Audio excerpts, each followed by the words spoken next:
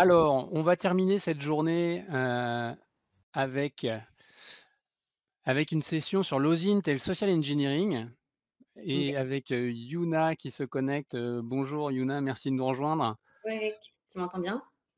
Tout va bien, oui, enfin en tout cas je Tu m'entends t'entends bien? bien. Je t'entends bien. Donc Yuna qui a différentes casquettes, hackeuse éthique, cyber security spécialiste, enfin c'est ce que j'ai noté dans le petit dans la présentation qui est là. Mais je vais te laisser te présenter rapidement et dire ce que tu fais à ceux qui ne te connaissent pas et qui n'ont jamais ni écouté tes podcasts, puisque tu fais des podcasts, qui sont sur toutes les plateformes d'ailleurs et puis, ni ou pas lu tes posts sur LinkedIn, voilà. Ou Ça t'ont pas marche. vu dans une conférence. Ça marche. Voilà. Donc moi, dans la cybersécurité, à la base, je viens du réseau. Je suis ingénieure sécurité réseau pour un gros groupe qui s'appelle Solvay, un groupe de chimie qui est assez connu. Et en fait, au-delà de la partie réseau, je me suis vraiment intéressée au hacking.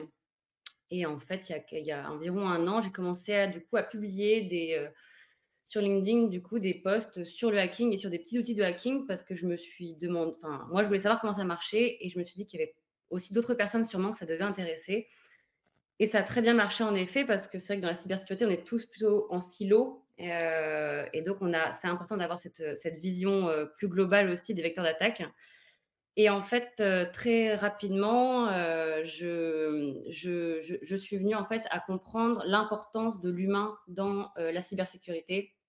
Et en fait, dans le social engineering, c'est vraiment le hacking humain. Et quand on voit que 70 à 90 ça dépend des chiffres, hein, des cyberattaques sont liées en fait maintenant à des attaques liées au facteur humain, ça paraît essentiel en fait maintenant de prendre ce problème vraiment, en main, parce qu'on le fait encore très peu en France. Je pense qu'aux États-Unis, ça s'est beaucoup plus développé, il y a 20 ans déjà et en France, on est encore un peu frileux. Comme c'était le cas du pentest il y a pas très, très, il y a 10 ans, quoi. Donc voilà, donc je publie des posts LinkedIn, je fais des conférences en tout cas sur ces sujets-là et j'ai aussi un podcast et bientôt une chaîne YouTube, qui parlera du coup, voilà de tous nos biais, nos vulnérabilités humaines. Bah, très bien.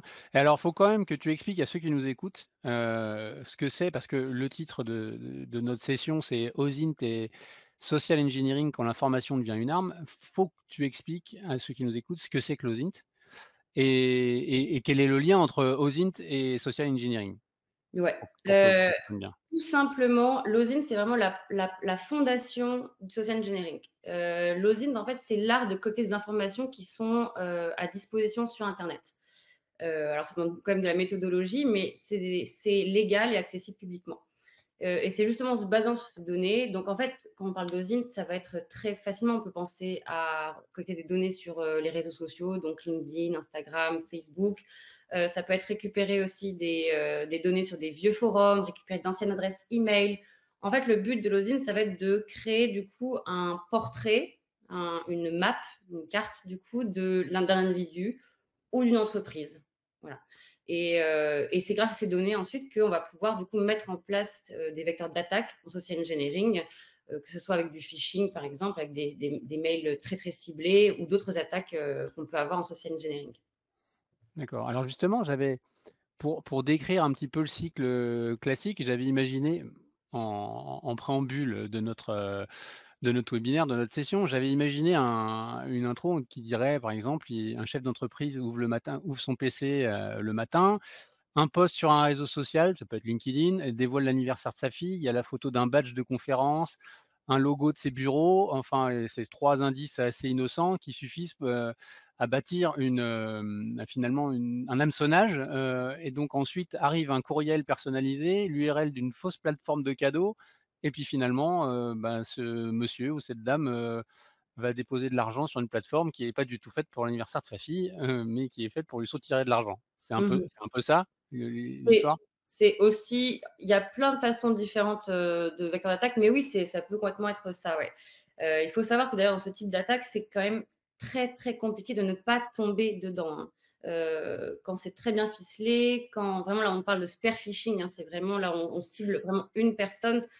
Et on va interagir, on en parlera peut-être un peu plus tard, mais on va interagir sur des biais aussi, auxquels il est quand même difficile de résister si on n'a pas enfin, déjà, si on n'a pas été sensibilisé, c'est compliqué d'y résister. Et même quand on sait, il y a toujours, voilà, notre cerveau est fait pour tomber dans ces pièges. D'accord. Alors est-ce que bon là j'ai décrit un exemple, mais est-ce que tu peux nous décrire finalement le cycle, assez typique de la collecte d'infos jusqu'à l'attaque? Mmh. Même si là j'ai fait un raccourci, hein. Ouais. Ouais, bah, déjà, je pense qu'il c'est important de dire qu'il y a en gros, il y a quand même 4 vecteurs d'attaque en social engineering. En fait, il y a le phishing que je pense que tout le monde connaît maintenant.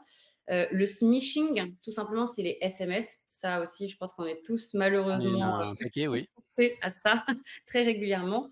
Maintenant, on a aussi des choses qui se développent comme le vishing, donc la voix, tous les appels. Donc, ça peut être des appels de fausses assurances, de faux supports IT. Il y a énormément, voilà, de possibilités. Et enfin, il y a aussi l'intrusion physique dans les entreprises. Donc voilà, ça, c'est quand même les 4 possibilités en social engineering pour l'instant.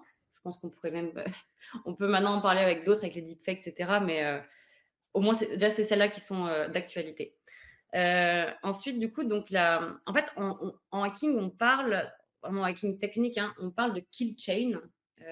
Et donc, c'est vraiment une, une, une c'est vraiment step by step comment est-ce qu'on va pouvoir mener une attaque.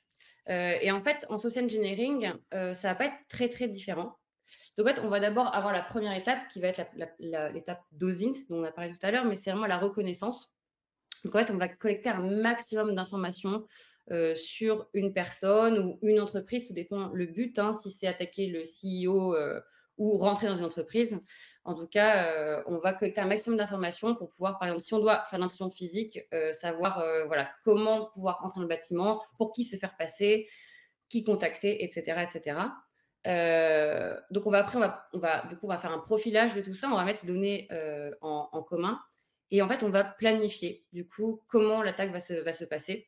Donc voilà, les routines qu'il peut y avoir, voilà, donc les gens qu'on va pouvoir approcher. Et ensuite, on va construire l'arme de l'attaque. Donc c'est la weaponization. Et là, du coup, bah, ça dépend. Est-ce que ça va être un lien de phishing extrêmement bien ficelé? Est-ce que ça va être un appel en faisant passer pour, par exemple, le service IT? Un faux site aussi. On peut créer des sites qui sont exactement similaires du coup au site d'une entreprise, hein, et l'envoyer par mail. Et du coup, on peut aller voler des credentials, enfin donc les mots de passe et identifiants d'un utilisateur très facilement. Et voilà, ensuite, bah, du coup, on livre, c'est vraiment dans la kill chain, on livre l'hameçon, enfin l'attaque. Et ensuite, du coup, on exploite. Donc, ça dépend, est-ce que c'est récupérer un fichier, un dossier, aller plugger une clé USB, ou est-ce que c'est récupérer du coup des identifiants et des mots de passe pour ensuite s'insérer dans le réseau? Ça dépend de ce qu'on met en place. Et ensuite, bah, du coup, il faut s'exfiltrer. Donc, si c'est physique, bah, s'exfiltrer sans se faire prendre, évidemment. Et sinon, voilà, récupérer du coup donc, les données. D'accord, d'accord et donc alors, sans trahir de confidentialité, mais est-ce que tu et c'est alors je te pose peut-être une colle, hein, mais est-ce que tu te souviens d'une attaque marquante que tu aies, analysée et est-ce que tu te souviens du détail anodin du détail qui a tout déclenché? Mmh mh. Alors, c'est pas une attaque que moi j'ai mise en place pour le coup, mais c'est l'attaque, je pense, qui est une des plus marquantes, c'est de cette dernière année. Je pense que beaucoup de gens ont entendu parler, mais je vais quand même revenir dessus parce que je pense que c'est assez flou pour beaucoup. C'est une attaque qui a eu lieu à Hong Kong, hein, dans une succursale d'une grosse entreprise, londonienne. Et en fait, on parle de 25 millions de dollars, hein, qui ont été, dérobés et ça, sans aucune, intrusion, physique, aucun, hack, rien du tout, hein. Et donc cette boîte, donc elle s'appelle Arup. En fait, ce qui s'est passé du coup, c'est que le comptable du coup du groupe a été, mandaté de venir sur une réunion, enfin un call comme ça à plusieurs avec ses collègues. Donc ils étaient, 5-6 et donc ils étaient bien devant lui et donc on lui a demandé de, mettre en place, 5 virements différents en urgence, pour voilà d'autres, pour des clients. Et en fait, bah, il s'est douté de rien puisqu'en face de lui, il avait ses collègues, il avait le CFO, il avait le CEO, il y avait tout le monde. Et en fait, beh, tout ça était faux, tout ça était, simplement du coup du deepfake. Et ce qui est donc 25 millions de dollars, c'est stupéfiant sur pour une entreprise qui, j'imagine, a un système informatique, très solide. Comment ça s'est déclenché? J'ai regardé un petit peu. en fait, quelques mois auparavant, le CFO avait mis en ligne pour l'entreprise, en fait, une vidéo de lui, parlant, voilà, des dernières nouvelles de l'entreprise, des profits qu'ils avaient faits, et cetera. Et en fait, c'était du coup, bah, assez clair, assez de bonne qualité pour pouvoir entraîner un deepfake dessus, pour que ce soit extrêmement, réaliste, quoi. Et donc voilà, donc pas d'incident physique, pas de malware, et il y a même pas d'alerte sur les systèmes, absolument rien. Juste illusion parfaite. Pas mal. Donc oui, la faille humaine, la faille humaine. Alors tu parlais justement de biais, tout à l'heure, Ouais. alors justement, quels sont-ils ces biais? Comment se fait-il que ça marche à ce point? Et que Alors, personne se dise: «Oh là là, mais c'est bizarre cette histoire». ouais, alors des biais, il y en a énormément, hein, en sciences Ah, cognitives, il y en a des centaines. On va pas tous évidemment les voir, là, mais il y en a certains qui marchent, enfin, qu'on va voir. Ce qui est intéressant de comprendre, c'est pourquoi est-ce que ça fonctionne toujours en 2025. En fait, c'est parce que déjà de une, bah, c'est rapide, c'est très rapide. En fait, on lit nos mails en vitesse, il y a toujours une notion d'urgence là-dedans. Donc la rapidité, c'est bien ciblé. Quand c'est bien ciblé avec l'OSINT, c'est très dur de ne pas tomber dans le piège, encore une fois. Et aussi parfois parce qu'en fait, on veut aussi bien faire quand on reçoit un mail, on se dit: «Ah bah, faut que je l'ouvre, il faut que je le transfère, je veux pas louper quelque chose», et cetera. Heu, donc faut bien comprendre qu'il faut, que vraiment tout le monde peut tomber dans les pièges, hein, et voilà, même les mieux entraînés, hein. Mais du coup, dans ces mécanismes, il y en a plusieurs, hein, dans les plus importants en tout cas, qu'on utilise en phishing, vers l'autorité, le biais d'autorité. Donc voilà, un mail du CEO, vous demandant de faire telle action.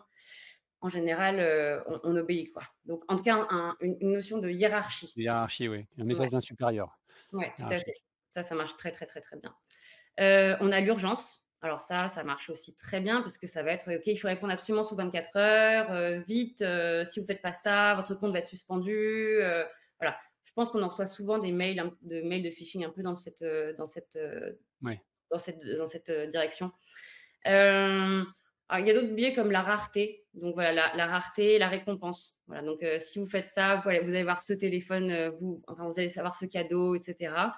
Hem Moi, ce que j'aime bien là-dedans, au-delà des cadeaux, c'est la réciprocité. Ça, c'est très intéressant chez l'être humain, c'est qu'on adore rendre service, en fait, et ça provoque vraiment des réactions chimiques dans notre cerveau. Ça s'appelle c'est l'ocytocine, du coup, et vraiment, on appelle ça du idj enfin, en français, enfin, en anglais, du coup, mais c'est on va attaquer vraiment, du coup, ce qui se passe dans le cerveau, quoi. Et donc la réciprocité, c'est, je fais confiance à quelqu'un ou je rends service à quelqu'un et l'autre va me le rendre. Il va vouloir me le rendre, ce qui est très, très utile. Et après, évidemment, on va avoir la peur, le stress, qui sont liés quand même assez à l'urgence. Et d'autres biais, bon, il y en a beaucoup, mais la familiarité, ça c'est, et le consensus auprès des autres. C'est-à-dire la familiarité, ça va être, si quelqu'un ressemble en tout point à voilà, s'il répond aux codes sociaux, aux codes vestimentaires, au langage de l'entreprise où je suis, bah, il y a aucune raison que je m'inquiète. Et donc on peut mmh, laisser un peu comme ça passer des gens qui n'ont rien à faire là d'ailleurs.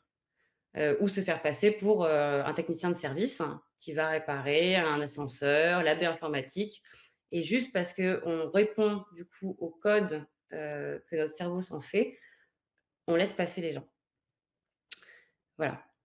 d'accord. Il y en a vraiment beaucoup, mais Mais alors une fois alors j'ai l'impression, mais peut-être que je suis sensibilisé, au sujet déjà, mais j'ai l'impression que tout ça est quand même, je vais pas dire vite repérable, mais c'est-à-dire quand même on est sollicité par téléphone 100 000 fois par jour aujourd'hui, par SMS, par mail, enfin je veux dire mmh, c'est quand même assez abominable. Je me dis: «Comment il est possible aujourd'hui que ça marche à ce point?» Parce qu'il y a quand même une sursollicitation. mmh, mmh, mmh. Ce qu'il faut bien comprendre, c'est qu'en effet, quand on parle de sursollicitation, comme tu le disais, mais avec, tous ces mails, ces SMS, en fait, il faut vraiment les voir comme des attaques qui sont vraiment, avec des énormes, enfin, comme un filet avec d'énormes mailles, quoi. Et donc en fait, c'est des attaques qui sont données, mais à des millions et des millions de personnes, et ça peut marcher parce que ça peut marcher quand ça tombe pile poil quand, tu attends ton colis, Chronopost, et que tu reçois ce message: «Votre livreur est là», bah, hop, tu cliques, voilà.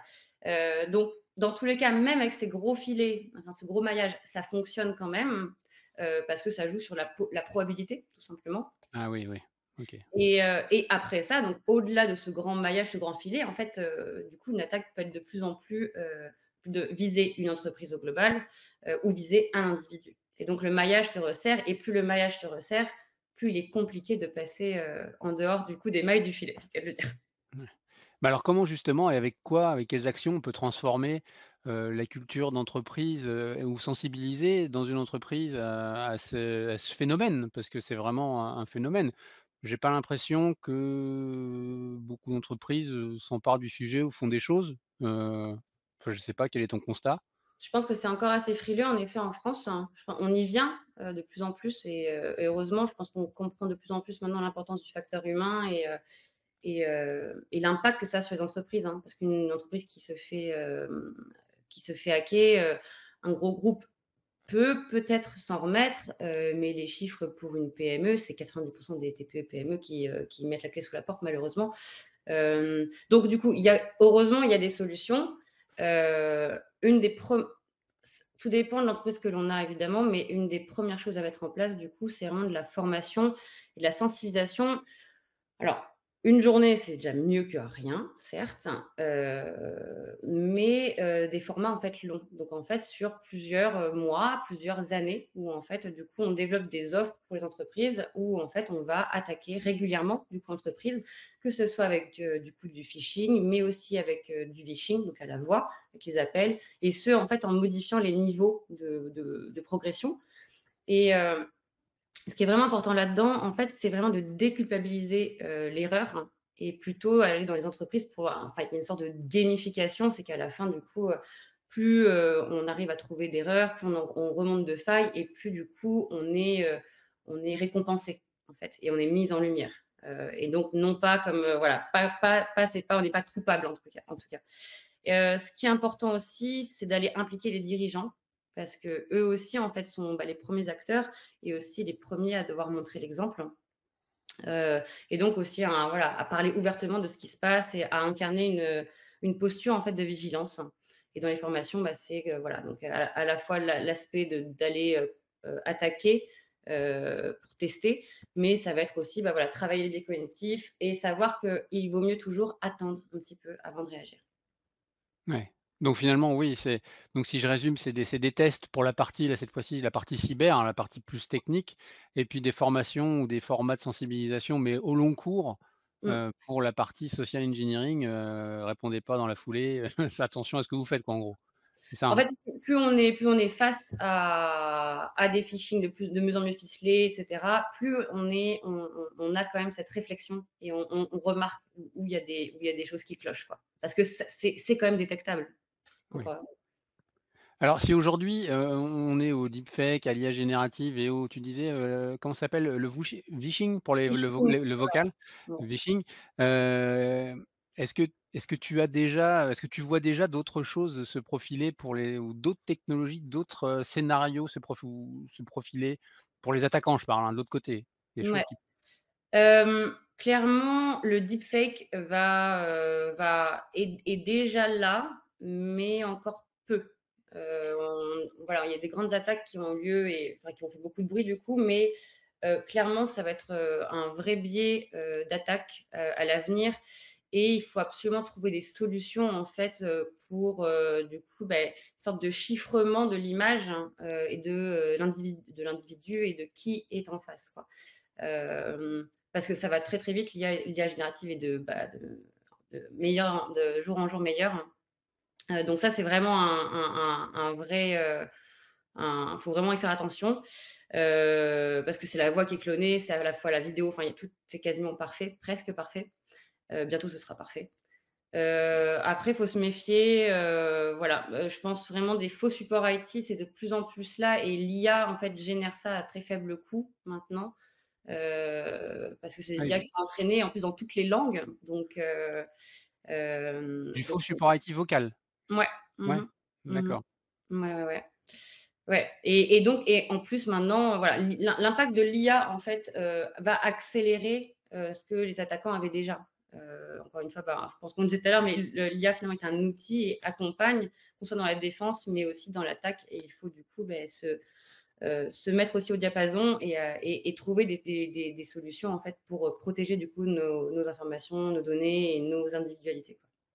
D'accord, donc vigilance, ne pas faire confiance a priori, ce sera déjà une bonne chose. Mais justement, si ceux qui nous écoutent ne devaient retenir, qu'une seule chose, qu'une seule action à lancer dès demain, ce serait quoi? Je pense une des choses les plus importantes en social engineering pour pas tomber dans les pièges, c'est justement de faire une pause. En fait, une pause de 3 à 5 secondes seulement suffisent, souvent pour ne pas tomber dedans. Donc, je pense que c'est la première chose que tout le monde peut mettre en place, c'est, avant de cliquer, avant d'agir, juste regarder, observer et en général, voilà, après une petite pause, ça permet d'aller justement, déconnecter en fait cet automatisme qu'on peut avoir dans le cerveau. La réflexion monte et en général, du coup, ça nous permet du coup de rationaliser la situation. Il y a Joël dans le chat qui dit: «Il faut être paranoïaque, il faut devenir parano». Ce qui est pas idiot, hein? Ouais, alors, il faut juste être conscient que ça arrive, mais oui, enfin, quand on bosse un peu dans ce domaine, on finit un peu parano, ouais. Mais c'est pas le cas pour tout le monde, donc Ouais, vous inquiétez donc pas. attention. Et est-ce que toi tu organises ou tu proposes justement des campagnes de sensibilisation, de formation Tout à ce à fait, ouais. phénomène? Oui? Tout à fait, j'ai plusieurs offres. Du coup, j'en ai une pour vraiment pour les gros groupes avec vraiment de l'audit, et de la simulation d'attaque, à la fois en phishing ou du coup, vraiment en intrusion physique.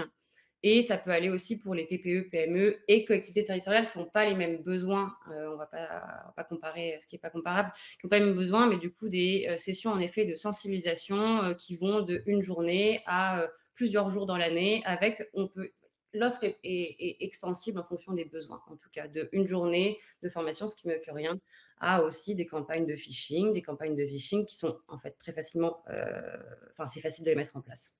D'accord. Et est-ce que c'est, compliqué de convaincre justement la direction d'une entreprise que la sécurité et tous ces pans, sécuritaires, sont finalement pas un centre de coût, mais un investissement nécessaire? Ou est-ce que ça commence à Je entrer? pense que plus ça va et en fait, en effet, plus c'est une évidence, on parlait les 3 singes, mais celui qui c'est on ne peut plus rester dans: «Je ne vois pas, je n'entends pas» et enfin le déni comme ça. On voit bien, en fait, ce qui se passe chez les PME qui sont attaquées, qui mettent la clé sous la porte. On voit bien, à côté de nous, les fournisseurs et cetera qui se font attaquer. Donc la réalité, elle est là et finalement, un incident va coûter beaucoup plus cher que d'aller, sensibiliser et protéger, à la base. Et je pense que vraiment du coup, maintenant que tout le monde en a conscience, donc c'est de plus en plus facile, à Ça vrai va dire. bouger. Ouais. Très bien. Bah, écoute, merci Yuna de nous avoir éclairé sur ce sujet. Un dernier mot peut-être sur ton actualité, parce que tu sautes de conférence en conférence. Alors la prochaine, ce sera quoi? La dernière, c'était quoi? Et la prochaine, ce sera quoi? La dernière, j'étais au FIC, du coup à Lille, le Forum in Cyber, le plus gros événement de cyber qu'on a en France, hein. J'ai pu intervenir, bah, sur le social engineering dans tous les cas. Et les prochaines conférences, ah non, c'était oui, il y a eu Nations Unies aussi, c'est une Ouais, très c'est belle bien ça. conférence. Mmh. Voilà, donc il y a plusieurs conférences pour les Nations Unies à venir, pour l'aviation du coup, mondiale et d'autres conférences, à Montréal et probablement à Tokyo aussi pour le FIC. Voilà. Ah bah, super. Ouais. Et donc, alors attends, je vais diffuser, ça donc, c'est un QR code qui renvoie Vers LinkedIn, voilà. vers LinkedIn? Ouais, D'accord. moi, si vous voulez me contacter, en tout cas, c'est directement par LinkedIn. Envoyez-moi un message, c'est comme ça qu'à la base, je traite les choses, puis après on organise un rendez-vous téléphonique, et puis on discute des besoins de chacun. Et le podcast et la chaîne YouTube, alors, donc ça va changer de nom si j'ai bien compris? Ouais, alors pour l'instant, de toute façon, tout sera sur, LinkedIn et très facilement D'accord. trouvable, mais l'épisode sort bientôt YouTube dans 1 semaine normalement, si tout se OK, passe alors on te suit sur le LinkedIn et on suivra ton actualité. tout à fait. Merci Yuna Merci de nous avoir Frédéric, accompagnés, bah, merci, à bientôt. à Et puis, bientôt. bah, écoutez, merci à tous de nous avoir suivis au cours de cette journée et puis on se retrouve bientôt pour une autre journée, cette fois-ci consacrée à la gouvernance de l'information et des données et aussi de l'IA. Et ça, ce sera au mois de juin que je vous donne la bonne date.